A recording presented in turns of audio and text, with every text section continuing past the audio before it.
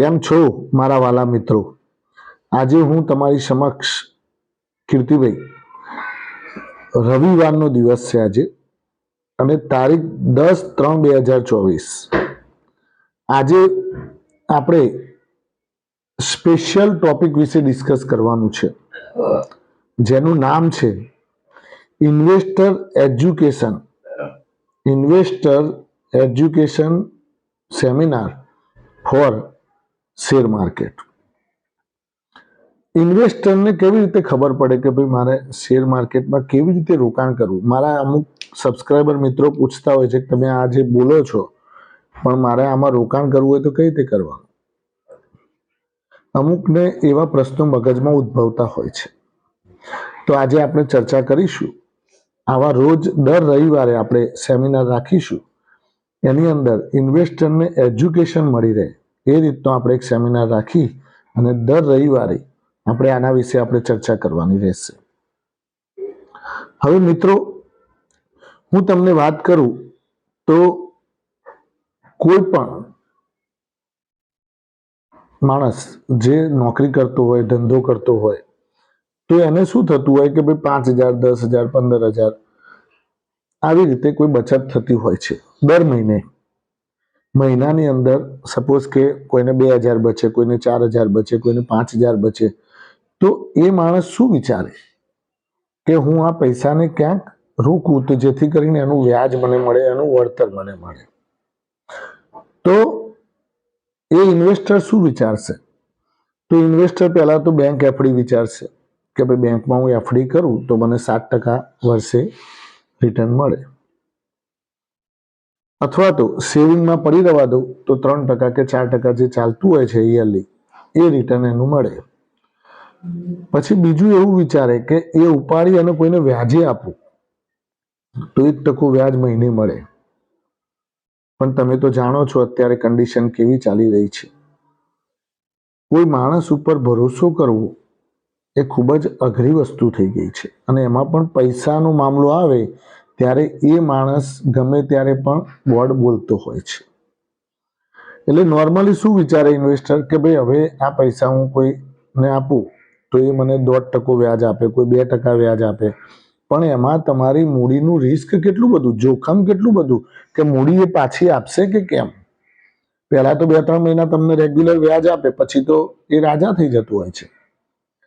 અને સંબંધ બગડે પાછા અલગ. જ્યારે તમે પૈસા માંગવા જાઓ તમારા જ પૈસા એ વ્યક્તિ પાસે, ત્યારે પાછા એવા જવાબ આપતા હોય છે કે ભાઈ તમારે પૈસાની શું જરૂર છે અત્યારે, મારી પાસે નથી તો તમે શું કરી લેવાના એને. અમુક આવું પણ કહેતા હોય ભાઈ આપણા જ પૈસા છે, અમારે પાછા જોઈએ છે, તોય આપણને સામેથી પ્રશ્ન કરે. એટલે આવું થતું હોય છે. એટલે આપણે એવી કોઈ જગ્યાએ ઇન્વેસ્ટમેન્ટ કરવાનું ગમે ત્યારે અડધી રાત્રે એને ચાલુ શેર માર્કેટની અંદર એને વેચો. દાખલા તરીકે શેર માર્કેટમાં તમે પૈસા રોક્યા તો શેર માર્કેટની અંદર શું હોય કે ભાઈ તમે મનમાં એવું થયું કે ભાઈ અઠવાડિયા પછી મારું મેરેજ છે છોકરીના અને તમારે પૈસા ઉપાડવા છે, તો તમારા જે શેર્સની કિંમત હોય એ શેર્સની કિંમત અને જે તમારા ક્વોન્ટિટી હોય એ પ્રમાણે ગુણાકાર કરીને એટલા પૈસા તમારા ખાતામાં આવી જશે અને તમે એ દિવસે સેલ કરી દો.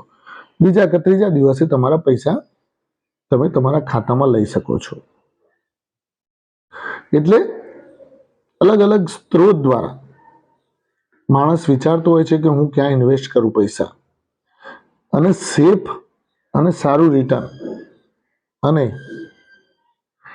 સારું એવું વળતર આપવાવાળું રિટર્ન આપવાવાળું જે માધ્યમ છે એ એફડી છે, શેર માર્કેટ છે. સોનું લઈને મૂકી દો, પણ સોનાનો ભાવ પણ અત્યારે 65-67 હજાર રૂપિયા ચાલી રહ્યો છે. હવે આ ભાવમાં તમારે 10 ગ્રામ સોનું લેવું હોય તો 67,000 રૂપિયા રોકવા પડે. 1 ગ્રામ ઇવન લેવું હોય તો 7,000 રોકવા પડે. અને એક બીજી વસ્તુ કહું કે શેર માર્કેટ એક એવું માધ્યમ છે કે જેમાં તમે 2,000 રોકો તોય સ્વીકાર કરે છે, 5,000 રોકો તોય સ્વીકાર કરે છે. તમારામાં જેટલી ક્ષમતા છે એ પ્રમાણેની તમે રોકાણ કરી શકો છો.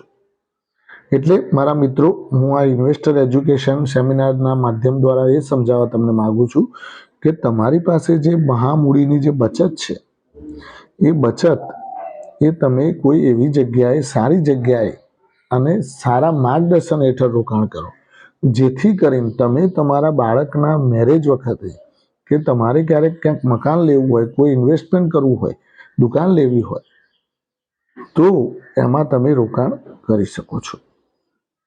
હવે નોર્મલી કોઈ ઇન્વેસ્ટર બજારની અંદર આવતો હોય છે, તો એ ઇન્વેસ્ટર પાસે 5,000 હોય કે 10,000 હોય, હું તો કહું છું એની પાસે 50,000 રૂપિયા ભેગા થયા. હવે કે 50,000 રૂપિયામાં કોઈ દુકાન મળવાની છે એને? કોઈ એને મકાન મળવાનું છે? નથી મળવાનું. એટલે એ શું કરે કે આ 50,000 ને મારે ક્યાં રોકવા? તે 50,000 રોકીને એને સારું વળતર કેમ મળે? એ પણ એક પ્રશ્ન હોય છે. તો એ આ માધ્યમ દ્વારા હું સમજાવવા માંગુ છું કે તમે તમારા પૈસાનું સેફ અને સરળ રીતે શેર માર્કેટની અંદર રોકાણ કરવાનું, જેથી કરી તમે ગમે ત્યારે પણ તમારા બાળકના એજ્યુકેશન માટે કે મેરેજ માટે કે પછી કોઈ બહાર મોકલવાનું, ફોરેન મોકલવાનું કોઈ પણ ટાર્ગેટ હોય અને એ વખતે તમારે એ શેર્સ વેચીને તમારા પૈસાને પાછા તમે તમારા ખાતામાં લાવી શકો છો. એમાં કોઈની પાસે માગવા જવાની જરૂર નથી કે ભાઈ મારા પૈસા કરી આપજો ને જરા, મારા પૈસા છે, કોઈકને આપેલા હોય તો પાછા આપણે આજીજી કરવી પડે કે ભાઈ તમે મારા પૈસા જરા મારા બાબલાને કે મારા બેબલીને બહાર મોકલવાની છે, તો મારા પૈસા મને પાછા આપજો ને. તો એનું મોઢું જોજો, જોવા જેવું થાય છે.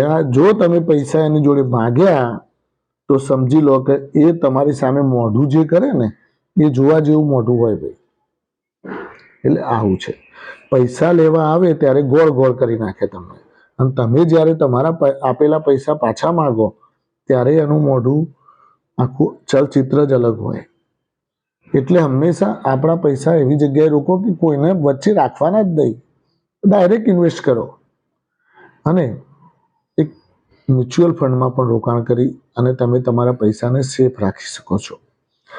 એટલે મિત્રો, આવા આપણે દર રવિવારે સેમિનાર કરીશું. હજી આટલેથી આપણે આગળ સમજાવીશું કે હવે તમારે આ પૈસા જે તમારી મહાબચત મૂડી જે છે એને તમારે રોકાણ કરવું હોય તો અલગ અલગ બધા પૈસા આમાં નાખી દેવા એવું જરૂર નથી. કોઈકની પાસે માન લો કે ભાઈ 3 લાખ પડ્યા છે બેંકમાં, તો હવે કે ભાઈ મારે આ રોકાણ કરવું, ક્યાં રોકાણ કરવું કે જેથી કરીને મને થોડા પૈસા વધારે મળે, તો એવું જરૂર નથી કે 3 લાખ તમે શેર માર્કેટની અંદર રોકી લો.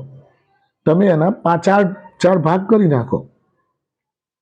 થોડા પૈસા તમે બેંકમાં એફડી કરો, થોડા પૈસા તમે મ્યુચ્યુઅલ ફંડમાં રોકાણ કરો, થોડા પૈસા તમે સોનું લઈને મૂકી દો, થોડા પૈસા તમે શેર માર્કેટની અંદર રોકો.